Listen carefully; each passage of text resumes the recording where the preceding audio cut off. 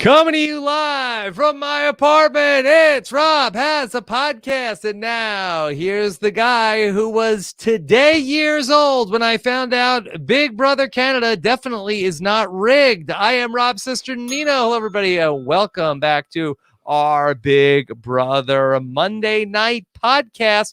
Highly anticipated episode of Big Brother Canada to find out the answers to all of our fake double eviction cliffhangers. And we found out that it was Tara who knocked out Jedson to come back into the house. And then we had a lot of reactions to that and then found out our new HOH. It was Brayden. A lot to talk about here tonight with our panel. First, a man with a long weekend off, which does not often get to happen during Big Brother season. Taran Armstrong. Taran, how are you?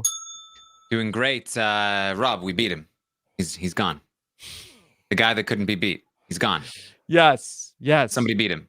But he still would have won. But he's gone. Amazing. So I'm very glad. Yeah. The real David versus Goliath story. A lot to unpack there. Of course, here with us tonight for the first of a couple of times with me this week, Matt Liguori is here. Matt, how are you? I'm good. The season is chaotic, and tonight only just furthered all of that. I feel like I just remembered that the season is back on tonight, so now that we're all back in BB Can mode after a couple days off, we're all energized, and especially after the end of that, so this is going to be fun. All right. And nobody is having more fun tonight than this woman who is on Cloud 9. Please welcome in the number one Brayden stan out there. Here is Kirsten McKinnis.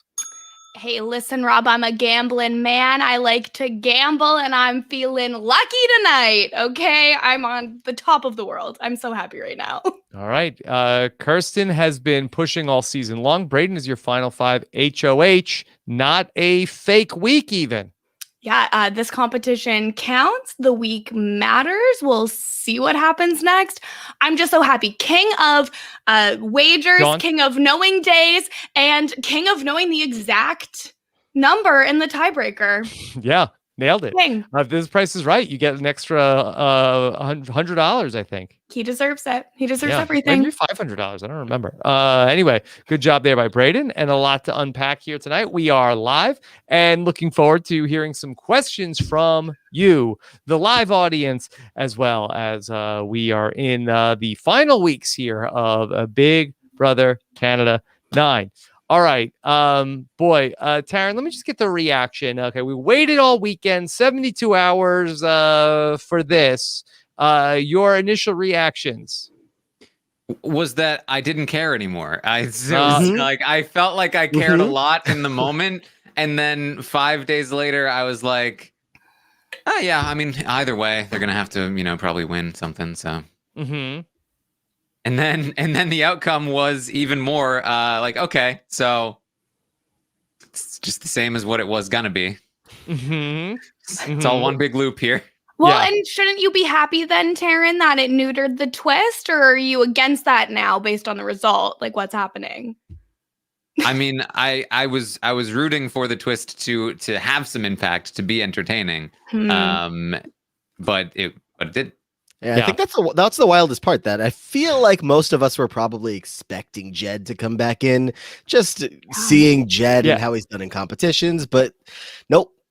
Well, look, for all of the talk that okay, is there any sort of like production interference? Like, you have to feel like 100% that the production would have rather had Jed come back. Am I wrong on this?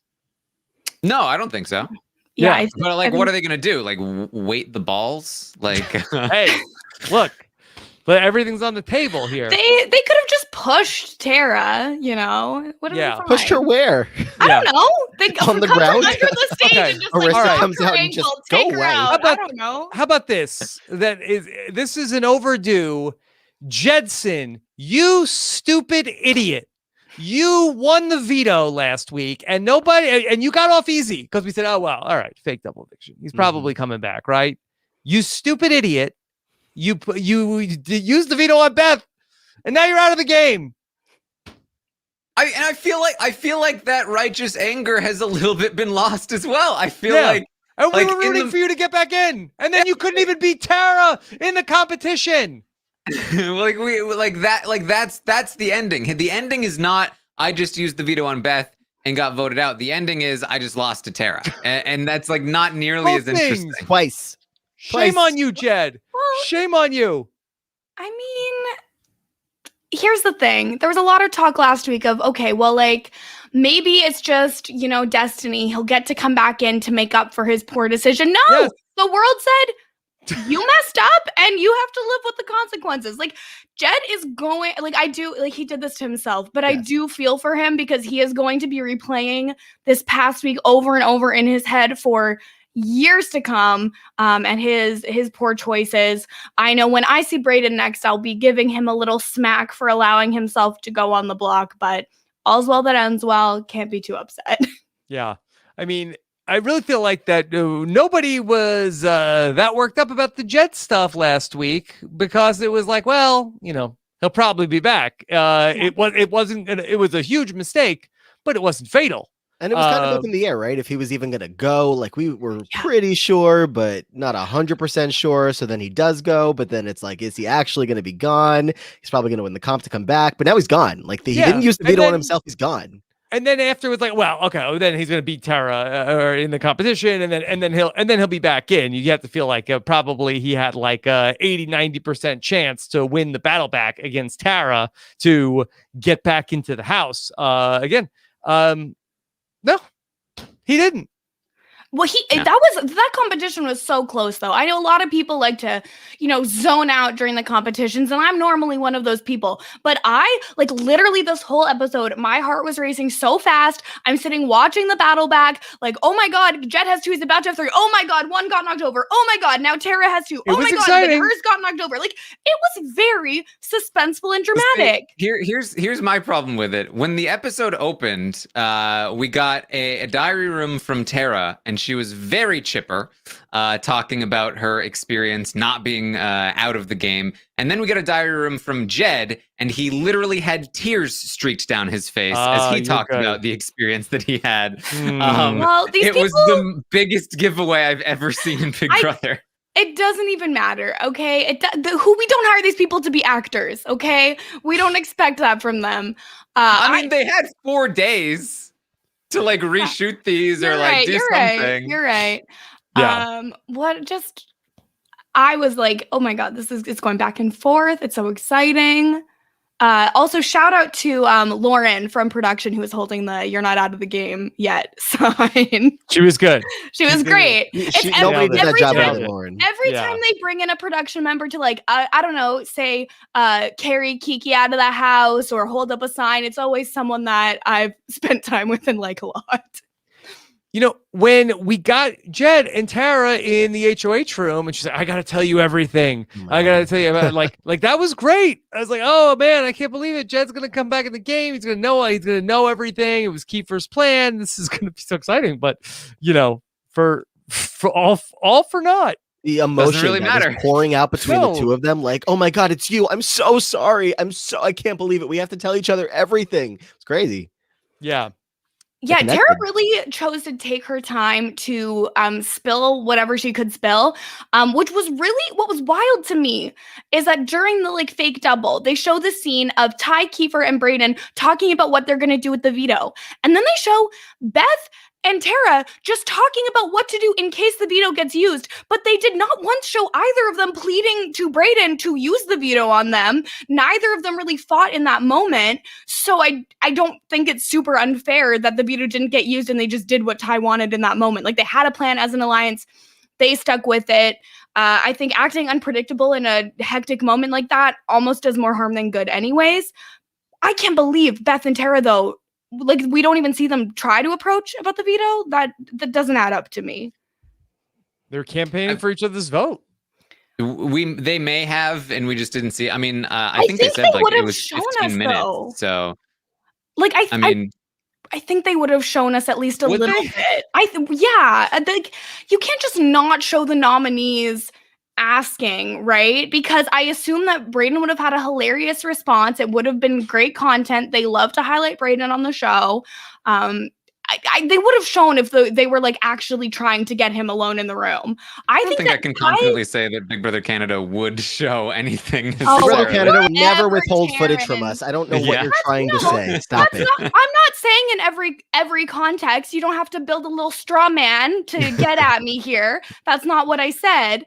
But I just think it, like, normally in a double situation, we get to at least see something if they have approached that person. It's weird that we didn't see it.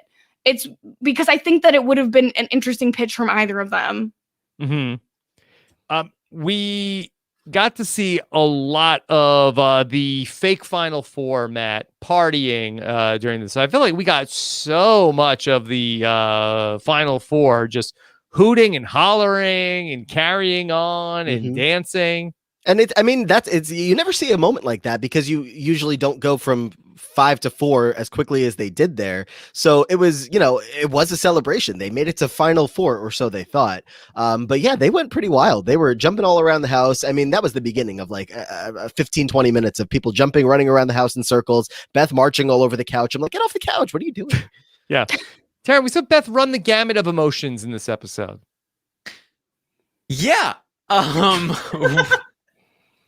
I was watching this and I had my own Rachel moment where I was just like, what is wrong with Beth? Like, what is happening here? She was so sad that Jed left, and then so happy immediately after, and then so happy to see that Jed had a chance to come back, and then so pissed when he didn't, and then just like, I can't be fake.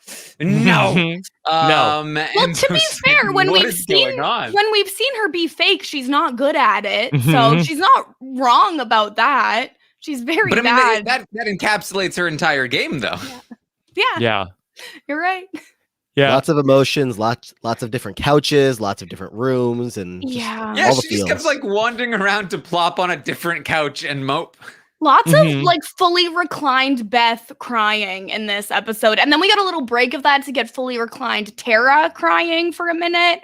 Like this, why do we need this? Why are they spending more time on people just crying / celebrating things that are kind of meaningless than they did on the entire second eviction portion of the episode on Thursday? Like, they glossed over that so fast. And then so much of this episode is just like, okay, we're waiting. Oh, we're on this couch. Oh, we're in the Expedia room. Oh, we're in the bed. Oh, we're in the storage room. And it was like, but you didn't give us the substance. Yeah. We got to get to it. Got to cover every angle of this reaction to the fake double eviction, Kirsten. I feel like how sometimes house guests will be like, oh, we don't know what cameras are on. Sometimes they think like, oh, only certain cameras are on at certain times of the day. So maybe Beth was like, let me just put this show on for every single camera in every single room. They'll surely get it at some point. And then they got it and they were like, oh, let's just use it from every different angle to show how sad Beth is, that she just voted out her man and now she's sad about it. And I miss the old days of Big Brother when, Dr. Will, he only romanced one camera. He was a one camera guy. There were no triangles. It was just a one-on-one kind of situation. You and me, camera. I miss BB Can 3 when Godfrey's like, let me find the one place where the cameras can't see that I'm napping and I'll stay there instead of cycling from camera to camera to find where you'll be on the show. Look, this cast is playing it up. They knew everybody's watching tonight, but everybody was going to tune in to see how this fake double eviction played out. This was like going to be a huge ratings winner, right? Fake double eviction. Beth can't be fake. That's an interesting. That's true. That's why it didn't go well for her. Whoa. Yeah. You just blew that case wide open. Nailed it. All right. So yes, Taran. I'm just worried about like during the episode, I saw people tweeting about the episode, and I'm just concerned for their ratings, that if people are tweeting about the episode as it's happening, then other people are going to know what's happening in the episode. It's going to be spoiled for them. Then why would they watch? Right. So I feel like they should try and maybe shut down Twitter. I think that would help ratings as well. Yeah. Just it makes sense by the logic they've been going with. So. Yeah. Yeah. Because that just reading between the lines that the reason for probably the live feed blackout has to be that the theory being that more people will be watching the episode tonight if there's no live feeds for the weekend. Well, yeah, famously, the people who watch the live feeds never watch the edited show, okay? Like, obviously, why would anyone watch the show and the feeds? Doesn't make any sense. I just want to see the numbers. Like, I really want to know. I mean, I'm sure that they will exist in a couple of days. We'll see how great this episode did compared to all the others with the big reveal that didn't even come for like 20 minutes into the episode to see what actually happened. And, That you know, took so sure, it long. was relatively exciting. And the result was, you know, unexpected in a way and whatever. But just, I mean, the 4 days, I don't know how much we want to get into it all, but it was just so BB can, but still so like, took the air out of the sail, or that's not the expression, whatever, of the season. And yeah, it wasn't fun. Wind out of the sail. Out of the sail, not the air. Well, wind is Wind air. is Okay. air. Thank you. Well, That's but what I now, meant. you know, it's kind of a gift to Taran because now he gets to puzzle out what we missed and let us know tomorrow morning. So it's I've had such a blast so far listening to Beth on the feeds. It's just listen. I'm sure the ratings will be good for this episode because it would have been good for this episode. Like this episode was a continuation of a very big moment that they did leave off with. But if they think that means that turning the feeds off equals better ratings, I think they're out of their mind. I think that the people that don't care, that just look on Twitter and see what happens, they will continue to not care. And they will just see what happens based on this episode. Like, it's not that big. If anything, they will forget about the show and stop caring and stop looking at anything. Nobody's going to be like, well, I have to tune in to find out. Like, no, you'll find out one way or another. So, you know, it's something that only hurts the people who actually care about the show and the live feeds, and I think that it's a very silly move, and I understand that it doesn't matter to the people who don't care about the feeds, but you know, I am definitely of the opinion that the people who do care about the show and watch the feeds are the lifeblood of the show, and it's just a silly move to cut the feeds off for so long. I'm just imagining the producers on a Zoom call, like, hey, you know what'd be really funny? If we do this and then we just turn off the feeds. Just turn them off. See what happens. At least they told us this time. Yeah. Yeah. Came on Thursday night, just like just a heads up, no live feeds for the weekend. Just to let you know.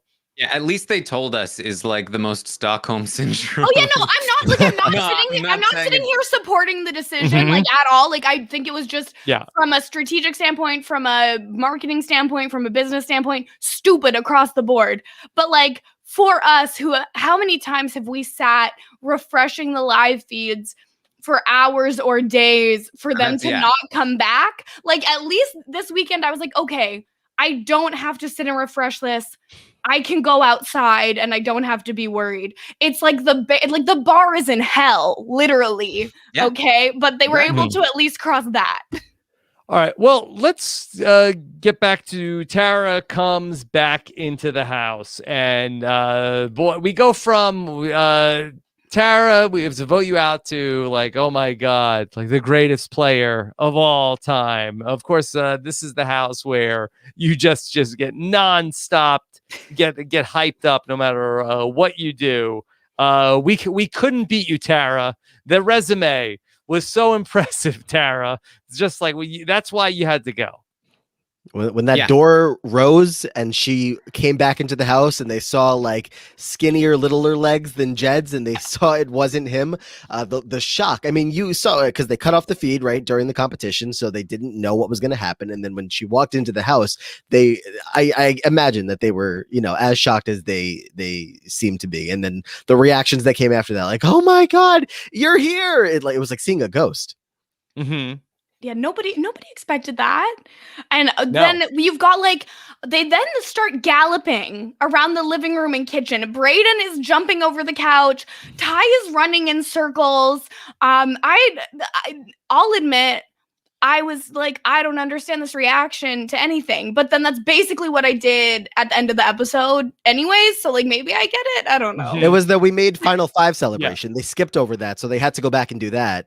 Since they did the We Made Final 4 celebration, they had to, get both in. Yeah. Yeah, Jed has to be the biggest 3-win comp beast I have ever seen in the history of the show. He made it to the final 6, and he won a total of 3 competitions. And it's honestly like only one of them was a veto. Only one of them was an HOH. 2 of them were vetoes, which means he competed against 4 other people to win those 2 competitions. And then the HOH that he won was at final 7. So he was competing against 5 other people. Like, this guy is not like he's not unbeatable, as we just witnessed, as he lost a one-on-one competition that he had the edge for. And yet, even though he just lost that competition, they are still running around going, I can't believe it! He's unbeatable! Now Tara's unbeatable! What are we gonna do? Yeah. But they've been like this all season. It'll be like someone will win one competition and they'll be like, Brayden, you're a comp beast. Brayden, you can't stop him now. Yeah, I can't. I mean, first of all, that's true. You can't. It's fine. But no, like, wasn't it like at one point, I think in a goodbye message to LaToya, who won nothing, I think Brayden was like, you're just a comp beast. We had to get you out. And it's like, listen, we're playing fast and loose with the definition of comp beast in BB Can 9. It was not fair to Jedson. They put him up in a trick shot contest against Trick Shot Tara. Okay. But I think that Jedson would have definitely won if he had just practiced throwing the ball straight and getting the right rhythm of how hard he needed to throw them. Like, adding in a bounce is too unpredictable. Like, he again played himself. And I disagree. I think the angle is the way to play this because it gives you more space at the end. Yeah. The problem is that he never adjusted enough to get it right. They were all about the angles. They were isosceles. Yeah. But I mean, Jed's competition record, by the way, is 30%. He played 10 competitions. He lost 7 of them, and that's not including the re-entry comp that he also lost. In baseball, that's an all-star, Taran.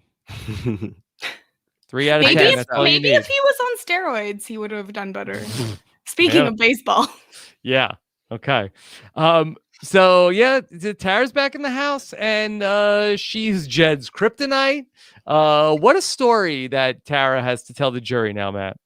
And look, I mean, compared to where we were at with the Tara-Tina dynamic, it was getting a little like something had to be shaken up there. And Tina wasn't given really a whole lot while she was still in the house. So now that Tina's gone, and Tara's kind of emerging as like, I don't know, there's something to her story now. And it felt like that wasn't the case earlier. So I feel like there is something there. I don't know that anyone's out. Well, there's probably like 1 or 2 people out here like standing Tara, but like, as we get closer, let me tell you, I think I've seen 1 or 2 on that bird app. As we get closer and closer to the end game, I feel like they have a story to work with on the show for Tara.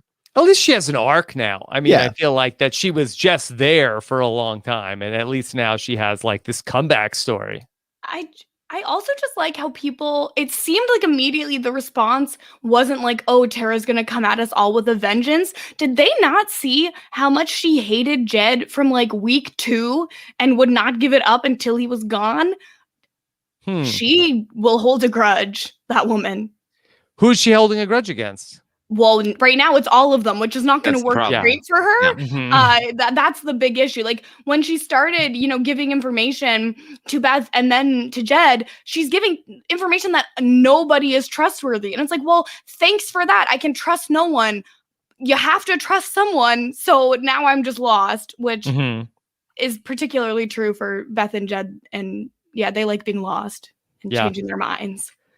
Boy, Taran, could we try to just evaluate Beth here for a minute? Beth, who seemed totally on board to vote Jed out of the house. She's dancing while Jed is gone, and then It seemed, I know she hates fake, but when she's crying about Jed, I miss you, babe. That seems like weird that came up at that particular time. She did not seem to miss, even though Jed was still gone. She did not seem to miss him while she was part of the Final Four. But then once Tara came back in the house, all of a sudden she missed Jed. Yeah, I mean, I think the reality here is that all season long she's been trying to pretend to be this person that's like, nah, I'm gonna cut Jed. And she's been portraying that to the other players. She was trying to all week long save Jed while also trying to be like, nah, I'm totally willing to cut him.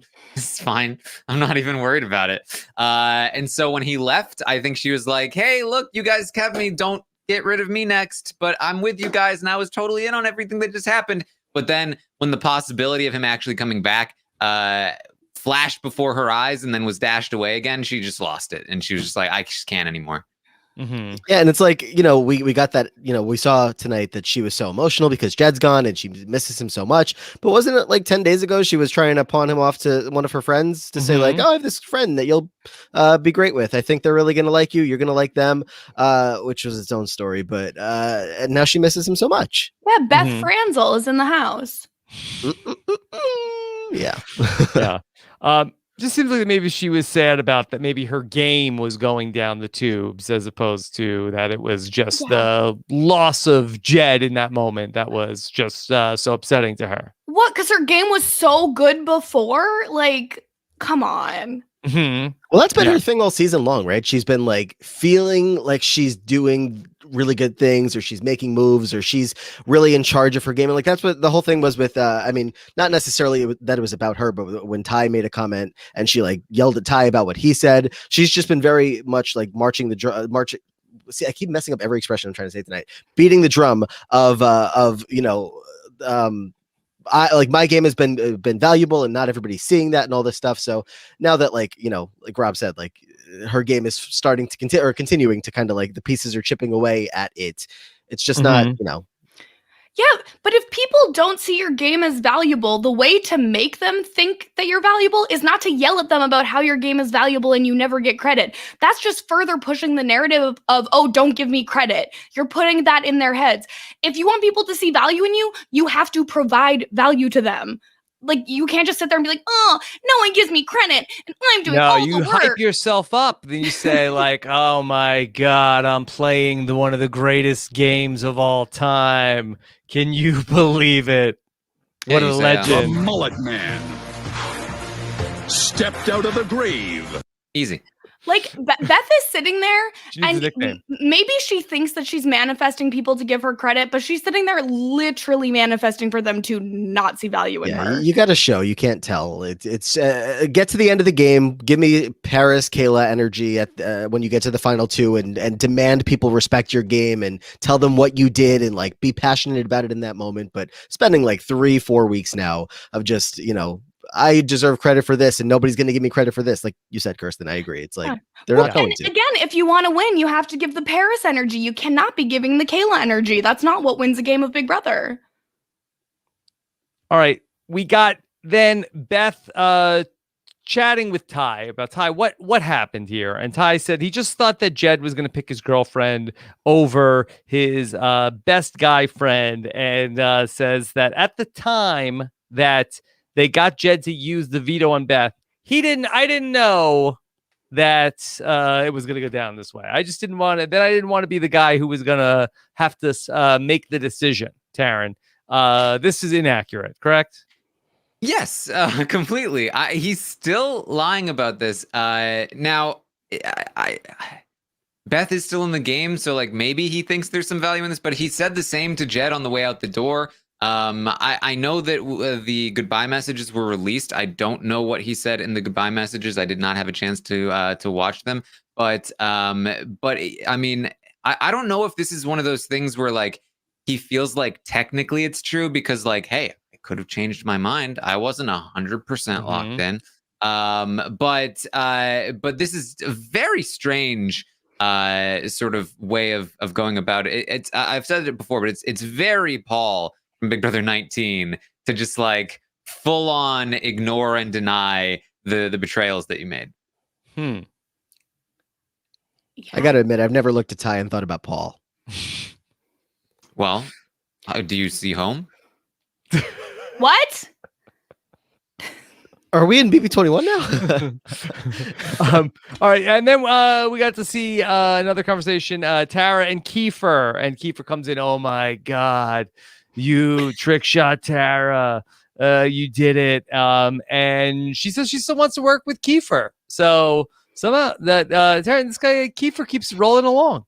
She's got to work with someone. But I think that the Ty and Brayden pair, I have to imagine at this point, will become the focal point for the rest of the house guests. And so if you're Tara and you're coming back into the game, all three of them just betrayed you. You have to at least know, well, Ty and Brayden, like Ty has Brayden snowed, and Brayden is willing to take Ty to the end. So like Ty can beat Brayden, Brayden's willing to take Ty. That's the most dangerous pair.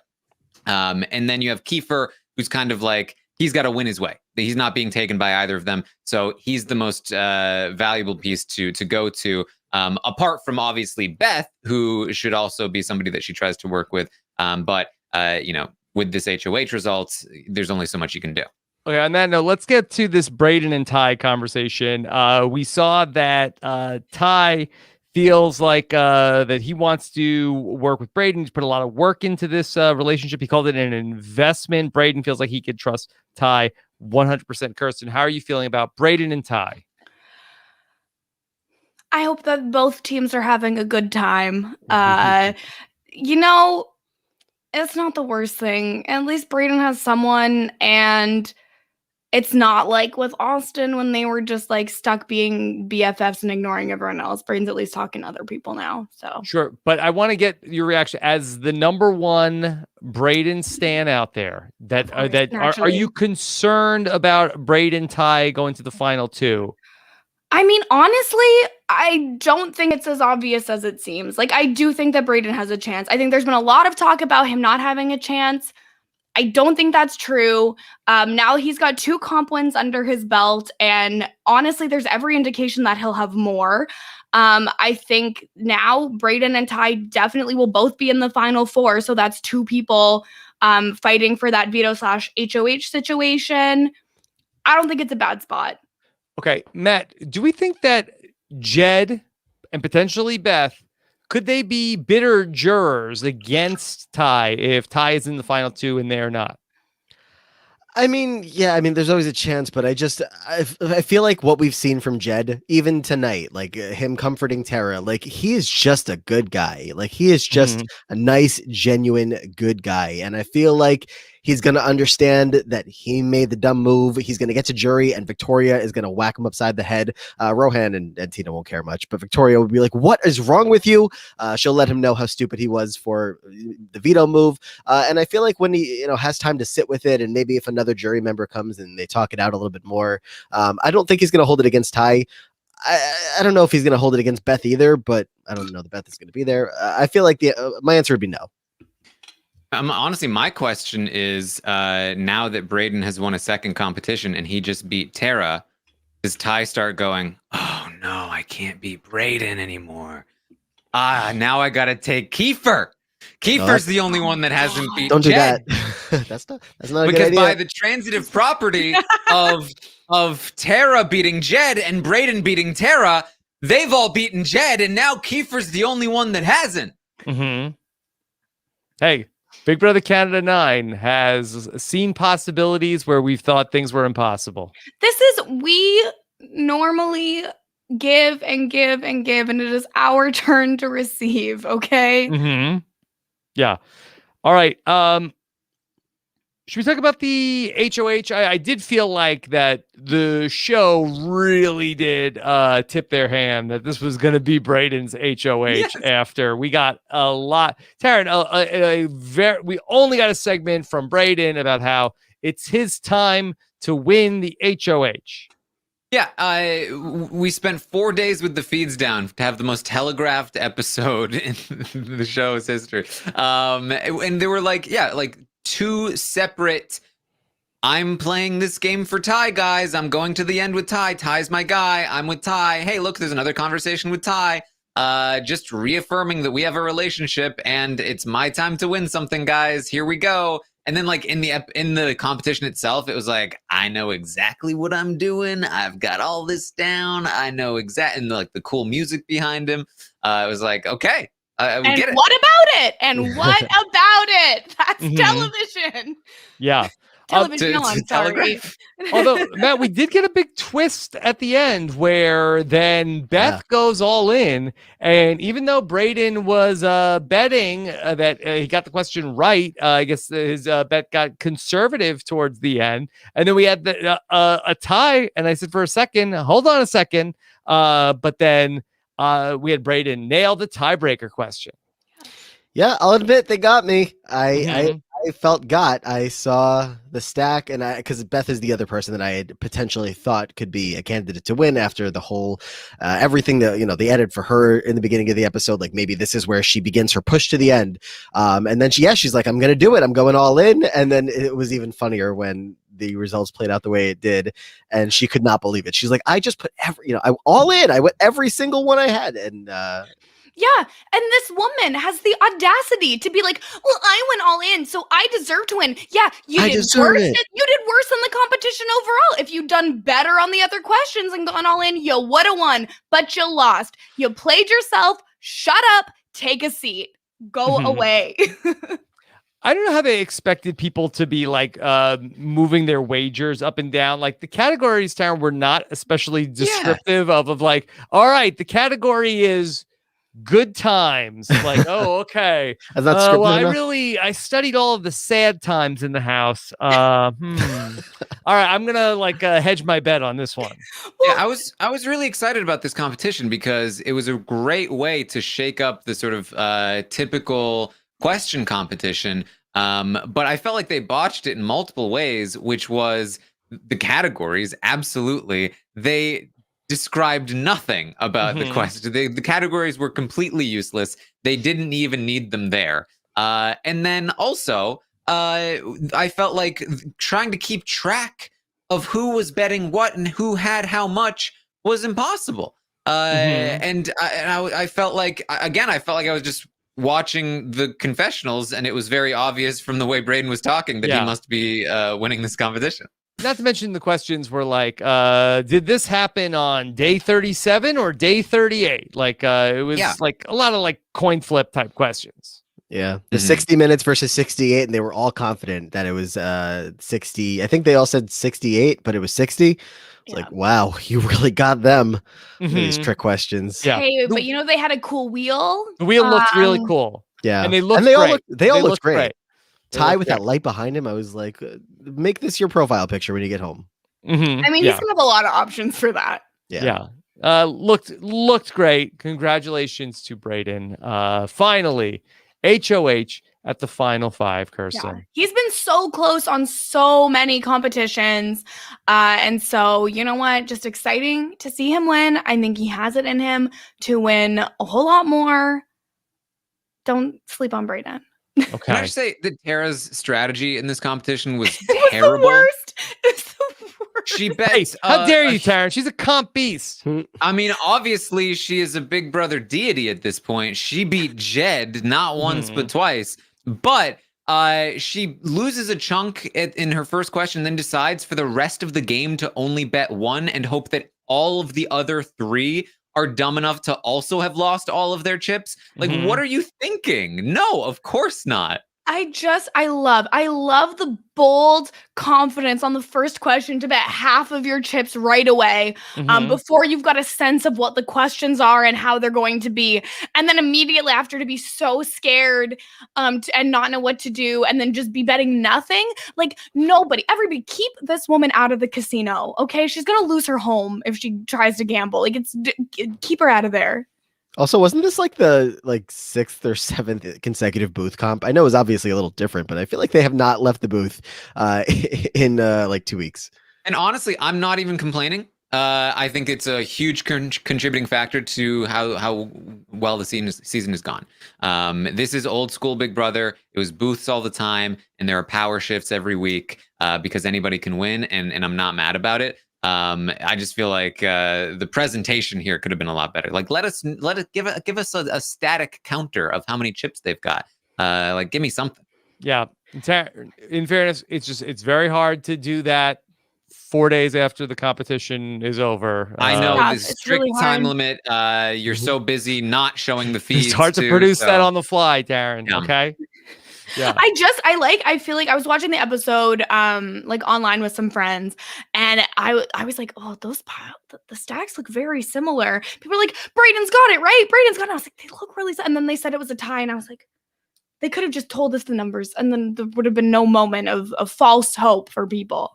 Mm-hmm. Yeah. Look, we got our HOH, and that's the end of the Monday night episode. Normally we get our nominees, but that will have to wait until Wednesday. Taran, we do know information from the live feeds. I suspect people want us to jump ahead and talk about what has happened. No? Yeah, I mean, there is some information from the live feeds. I don't know how much we know concretely yet, but we know some we names. Have some. Okay. Yes. All right. So why don't we do that? Is it, Matt or Kirsten, anything else to say from tonight's episode proper? King Ty, King Brayden. Let's keep going. A couple more weeks. Okay. Kirsten.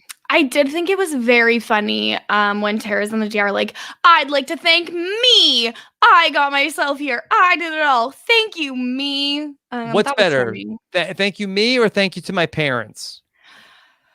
Shout out to my parents. Thank you to shout out to my parents for raising an absolute champion. Definitely takes the cake. That's got to All win right. some kind of award, right? Okay. Kind of All awards right. coming up. Yeah. Has to. There you go. All right. So without further ado, let's go ahead and talk about spoil. And then you can still watch the episode on Wednesday. Okay. Don't let this stop you from watching the shows. Yes, Kirsten. Wait, sorry. We didn't talk about the lack of Wendy's this episode. Maybe we'll get it on Wednesday. Yeah, Hopefully we get it Wendy's Wednesday. Wednesday. And be prepared. Whatever they say Brayden ordered, he did order a salad and a baked potato. That is his Wendy's order. The insight you'd only get from the Monday night RHAP recap. And don't worry. Rob will join us on Wednesday for the Wendy's segment. Don't volunteer me for that. All right, here we go. Let's talk about what's happening on the feeds. Office of Civil Defense has issued the following message. This is a spoiler. Warning. A spoiler. Warning means that an actual Spoiler. against this country has been detected and that protective action should be taken. I feel like that we could have gotten a little more energy from you tonight. I'm trying to keep it together. Okay. Rob? I'm not a dancer. All right, that's fine. Neither am I. All right. So, all right. Equaled. Brayden's HOH. A lot has probably transpired since this competition played out.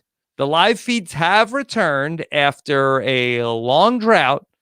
The feedsters were thirsty. Taran, what do we know quickly at this hour? So what we know right now is that Beth thinks that she's going home on Thursday. Okay. That's what I know for sure. Now, what I think I can speculate is that I think that Beth is on the block next to Kiefer after Tara potentially won the veto to take herself off the block, because it was originally Tara and Beth. Tara won the veto. Kiefer's the replacement. Compy's Tara. And that Beth is now, I see, potentially the plan to go home here. But there is a lot that is assumed in that. So just talking that through, if it's Beth and Kiefer on the block, 2 votes to evict, that would be Tara and Ty with the 2 votes to evict. Okay. If there is a tie, there is a tie. Not to Sean. Oh, then Brayden will break the tie, not to Sean. He wants to break the tie. Yeah. He'll be the tiebreaker. So Brayden we'll see. Lanzolini! Oh my goodness. All right. I mean, that would be very exciting heading into Thursday night. Huge if true. I can see it. I mean, look, hasn't Tara been trying to get Kiefer out of here for like weeks now? She's, Tina would kill me if I did it, blah, blah, blah, blah, blah, blah, blah. But I feel like if she's got a vote here, she might put it on Kiefer. Mm-hmm. Yeah. Okay. Kirsten, your reactions to those nominations. Well, I mean, it's exactly what is expected from what we've seen so far. Tara winning the veto. Look at that unstoppable comp beast, Mhm. But I feel like honestly it could go, from what we know right now, it could go either way. If it were a tie and Bray had to make the decision. Exciting. It's exciting stuff. Taran, what do you think about all that? I mean, it seems to me that it's obviously impossible to know how this will be perceived in the jury, but Brayden, missed a huge chance to take a shot in the double eviction, and instead, went at just let Tara and Beth hang on the block. And then this week, he finally wins an HOH, and it seems like with that power, he is still just kind of like carrying along with Ty and Kiefer. And I think those are two people that are going to be seen as having had more influence over him than anything else. He still hasn't really made a move for himself, it seems. So again, you can't necessarily know how that will look like to the jury, but I think that the fact that he was pawned the week prior to the double eviction is really going to hurt him, and I think he needs to break out of that, and I think he needs to make a move that is his own, and I think that taking Kiefer out of the game really is that move. Okay, all right, so that would be a good week for Brayden. I just don't know if they see that. I think they see that move. Oh, sorry, go ahead. Yeah, I think he should definitely take out Kiefer. I think in the double, it really is not that bad of a decision to just stick with the plan. Acting unpredictable in a high-stress situation like that makes people trust you less.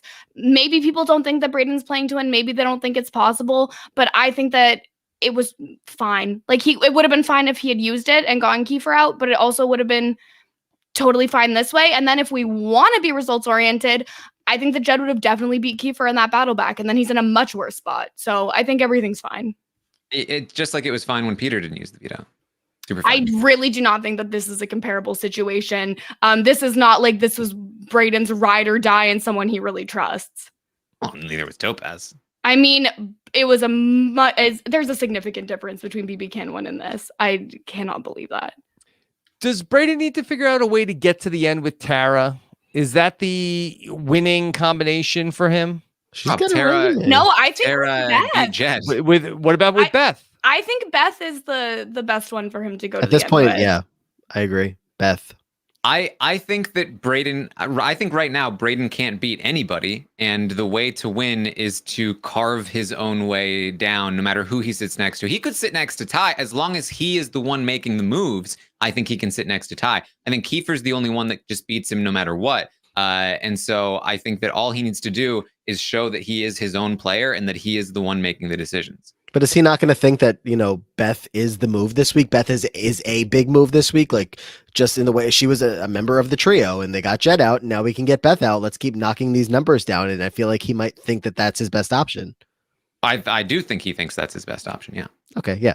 We agree. But it's not like a bad option. Like it's not like it's like, oh, this is the worst thing in the world that anyone could ever do. But Kiefer's such a blind spot for them right now. I can't that's understand what that. I don't Where understand.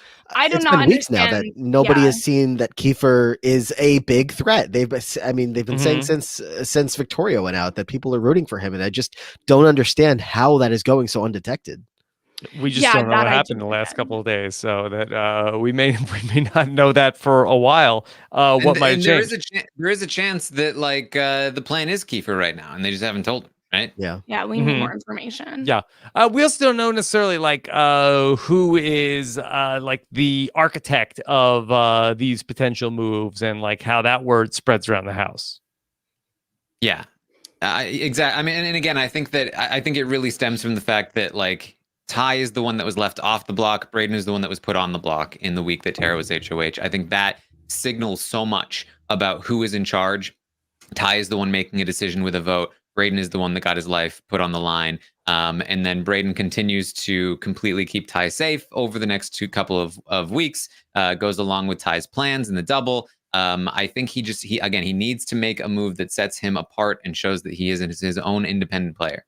Mm-hmm. Just looking ahead to next week. So Brayden can't play in the final 4 HOH. What's the best case scenario? That Ty wins or that somebody takes out Ty?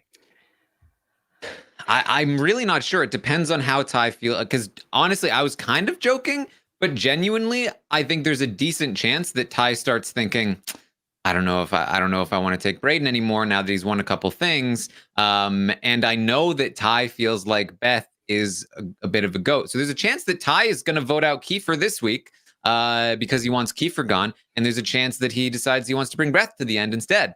Or because Beth did well in this competition, he might think, I do want Beth gone, but maybe Kiefer hasn't done much lately. Maybe I want Kiefer in the end. I think that Ty is willing to go wherever he feels his chances are best, and that's kind of what I'm loving about Ty right now. Mm-hmm. But I really can't say for sure who's most likely to keep Brayden around at this point. I think that Kiefer would probably cut Ty. But again, it depends on what this week has done perception-wise inside the house to Brayden's position. All right. Well, and again, at Final Four, haven't you heard? It's all about the veto. It's the most important veto of the season. That's my least favorite thing about Big Brother is every single week. Like, this is the most important veto yet. Guess what? It gets progressively more important to win the friggin' veto. Like, shut up. Drives me crazy. All right. We got some questions from the audience. Let's see what they want to know about this situation. Evan says, is targeting Beth a bad decision, even though the jury seems to like her game? Who on the jury likes Beth's game? They had the jury segment the other day, and they showed a little bit of people being high on her game. I think Tina in particular was the one that was kind of leading the charge on that. They did seem a little bullish on Beth's game. Yeah, but we've seen that before, and then votes don't go the way we think they're going to go, right? So, like, it's a toss-up. Yeah, that was like halfway through the phase from when jury started to when the end of the game is going to, take place. So much can change, but I think that's what is going to make these upcoming rounds and getting to the final 2 so exciting. That literally it feels like almost anything can happen at this point. Mm-hmm. Yeah, and I think part of the issue here is that if it is true that Tara and Beth were on the block and then Tara won the veto, this HOH definitely will feel a bit like he didn't even get his target out. He was trying to target Tara, and then the backup was Beth because he needed to protect Kiefer and Ty, which I think further contributes to this narrative. So if that's true, I think that was a bad thing for him. All right. Here's a question. This is from Gary. Did Tara just put the absolute worst HOH comp performance of all time that wasn't a throw? How dare you, sir? It was so bad. Kathy exists. Gary, come on. This was her big night. Trick shot Tara. This was not a trick shot. All right. Damn it, Reed. Come on. Get out of here. You're grounded. You're grounded. Go away. Get out of here, Reed. Mm-hmm. Yeah. All right. Let's see if we got then Giggly Robot. Please explain why people on the BB streets hate Beth so much. About this on the roundtable. Yes. Well, have you been giggly lately, Robot? Simply the worst. Mm-hmm. So yeah. I don't think I read the question. I was thinking about the giggly robot. Yeah. We don't need I don't think to explore. Why do people hate this person? Because that denotes that everybody thinks exactly the same way. Yeah, but I would say that anyone who does not like her, it's probably based on the things that she does and the way that she acts, that they don't care for that. Mm-hmm. Yeah. As with most people, if someone doesn't like them. Yeah. All right. Any other thoughts on Monday night of Big Brother Canada? You mean like the second premiere of BB Can 9? We have Oh my God. You're so dramatic. I mean, look, the season ended and then it just restarted. So Yeah, I don't know. Like I said, I'm excited for the possible end game scenarios with these 5, so should be fun. All right. Look, this could be a crazy week. Big Brother Canada keeps on every time you think like, all right, they're about to run out of gas. They keep giving you more. We'll see. Lots of Big Brother Canada still to go this week.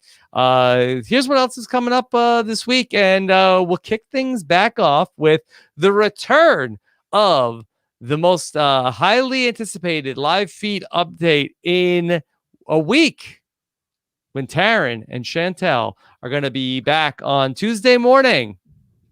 Yes, the live feed updates will be back for as long as the live feeds are back.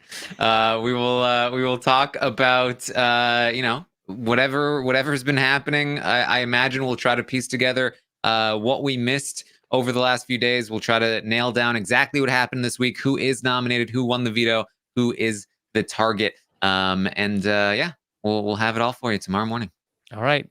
Be there. Must see live feed update on Tuesday. And then it'll be a big Tuesday when Melissa, Denny, and Aman join Taran for the Stock Watch update. Boy, what did the fake double eviction do to the Stock Watch? Find out. Who went all in on Jed? Let's find out on Tuesday night and see maybe who got wiped out. Also, will Aman eat a chapstick? Oh, find out. Yes. Matt, do you have any insight? Will Aman eat a chapstick? I support it if it's not what he wants to do. I don't think he'll do it. I feel like he's got an argument ready to go. I feel like that's what I heard recently. Yeah. Oh, he? Oh boy. I don't want Aman to eat a chapstick. That sounds dangerous. Yeah, I like Aman. I don't want him to have to eat something that's not food. Yeah. Well, I just want to uphold the promises that were made to the audience. So tomorrow night, the court will be in session. Yeah, Aman gets sick. I don't want these headlines. RHAP person gets sent to hospital doing jackass stunt live on broadcast. Rob, what about the headlines? RHAP podcaster fails to fulfill promise that he made to fellow podcasters and viewers. That's a little wordy as a headline. Huge disappointment in everyone's eyes. Yeah, this is worse than when Brayden didn't use the veto. This is like a Reddit comment more than a headline. Yeah. No, it's a headline. Like I don't understand it and I won't respond to it. Yeah. What was that? Look at that person. Okay. And then on Wednesday, how about this?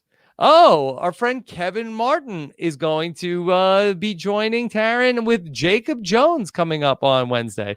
Taran, I saw Kevin Martin had some thoughts on the betting strategies tonight. Oh, yes. Well, there you go. I'm sure that'll be fun. Kevin, Jacob, and I will be, there on Wednesday. Should be a blast with the three of us there. And we'll talk through everything. Kevin has a lot of thoughts about everything that's been happening, and he's always fun on the podcast, so it should be a good time.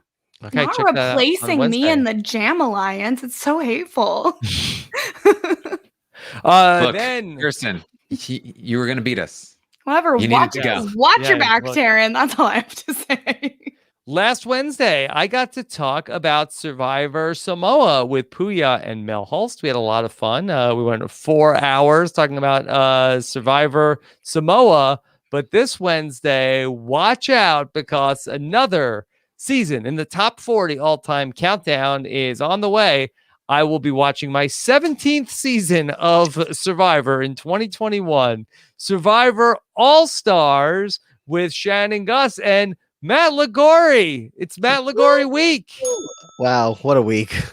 And I'm not eating chapstick. This could be the week that I thrive. This is how you win. This is how I win. Yes. All-Stars. The season everyone is so excited to hear us talk about, right? Yes. Matt, give us a tease for Survivor All-Stars. Oh, a tease for Survivor All-Stars. So you probably feel really strongly about it one way or the other. I don't know that many people lie in the middle. Right? Am I right about that? Yeah. Yeah. Okay. Sounds about right. I'll tell you, I don't lie on the same side of the aisle that I think Rob might, or that maybe a lot of people do when it comes to All Stars. I might have done an entire podcast series with Frail Mary about things that we enjoy about Survivor All Stars. So, yeah, I'm Are excited. you like an under the radar, like Boston Rob stan?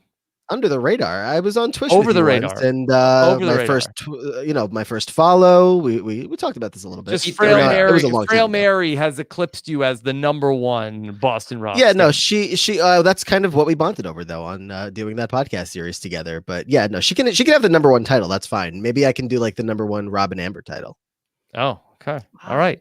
That's going to be on Wednesday night. Of course, over the weekend, we closed out week 2 of The Circle. Taran and I chatted with David Bloomberg, Mari Forth, and the aforementioned Frail Mary Kwiatkowski, and talked about everything that went down in week 2 of The Circle in our episode 8 / week 2 recap, which was a lot of fun. And Taran's going to be back at it with week 3 of The Circle kicking off in just over 24 hours from now. Yes, it should be a good time. It's going to be there's 4 more episodes and then the finale after that. So it's going to be the final stretch here this week for The Circle, and I'm very I'm hopeful. It's we've got an interesting setup here. Okay. Be sure to check out podcasts all week long. Episodes 9, 10, and 11 recaps coming up with Taran. And then we'll be live again on Saturday for the week 3 roundtable at 7 p.m. Eastern. Of course, got a lot going on this week for the patrons of Rob Has a Podcast, including our first ever patron karaoke night coming up on Friday. I'm going to watch the NFL draft on the patron Discord on Thursday night with the patrons. Always plenty going on. robhasawebsite.com/patron. And Tuesday night, I will be doing our monthly new patron orientation on Tuesday night. I will be live and teaching some patrons a little bit about where to how to get all of the patron benefits that are out there. And then I'll be taking some Q&A with the patrons, and then we'll post that if you can't make it live on video over on our Patreon, robhasawebsite.com/patron. If you're a new patron or an existing one who wants to come on and check it out, that is in your patron account. Of course, subscribe if you're watching us on the YouTube video or wherever you listen to your podcasts as well. And then, of course, be sure to follow us on social media at Robin's Podcast on Twitter and at RHAP Grams on Instagram, where you can watch so many of our podcast hosts do Instagram takeovers like Kirsten McKinnis did recently. Yeah, just a few weeks ago. The footage is gone, but it lives on forever The in our memories hearts. live. Yeah. Yes. Okay. Matt, besides coming back for Survivor All-Stars, what else do you have going on these days? So the challenge is still on. It doesn't really seem to stop anytime. But we did just have the final. The reunion's coming up. So as well as the challenge All Stars, not Survivor All Stars, is currently airing on Paramount Plus. So covering that with Brian Scally over on the Dom and Colin podcast, and Aman and I are still doing our Glee podcast, The Quiet Room. So check that all out. Okay. All right. Great to have you back. Talk to you on Wednesday, Matt. Kirsten, other than lighting candles for Braden, what else is going on in your world? So you can follow me on any platform at Kirsten Said What, including twitch.tv/Kirsten Said What. I have a weekly BoJack Horseman rewatch podcast with the lovely Lindsay Wilson, BoJack Horse Pod. I like the alliteration for the lovely Lindsay Wilson. I know. I can't find any other adjective that works quite so well as lovely for her. As well as this week will be the part 2 of the final bonfire for Temptation Island over on the reality TV RHAPup's feed with Maggie Morgan. The magnificent Maggie Morgan. The magnificent Maggie Morgan. I don't know if that's a strong enough adjective for her. Magnificent's not strong enough? Yeah, you need something better. I love her. What's stronger than magnificent? Marvelous? I don't know. Magnificent is better than marvelous. Magnificent has a lot of syllables. It's tough to beat. But like magnificent, I don't know. It doesn't feel quite right. I'll keep thinking on this, and I'll report back on the next Temptation Island pod, as well as the masterful. The masterful. It's kind of specific though. Yeah, I don't know about that. And then Kowski Cast is still a thing. That's Cat with a K. Riverdale is on hiatus, but that means you have a lot of time to catch up on me trying to quit podcasting about Riverdale every week and Mary not letting me. You both have to turn your key to end the podcast. Exactly. I'm like, I quit. And she's like, no, you don't. Here's the link for next week. Mm-hmm. Yeah. Now, Mary, masterful, frail Mary, she's in charge. Yes. All right. And then Taran, of course, you'll be catching up on the live feeds. But what else? Well, of course, you can find me on Twitch, twitch.tv/Taran Armstrong, playing Fall Guys or Among Us or just hanging out. We predicted the Oscars. Lita did much better than me. Yeah, it's just a good time. Just come and hang out with us. And then, just all the Big Brother coverage, the Circle coverage, tons of stuff coming up all over the place. You can also find me on Twitter @ArmstrongTaran. All right. Lots of fun here tonight. Happy to be back here talking some Big Brother Canada. Thanks everybody for checking out the show. Take care, everybody. Have a good one. And take care.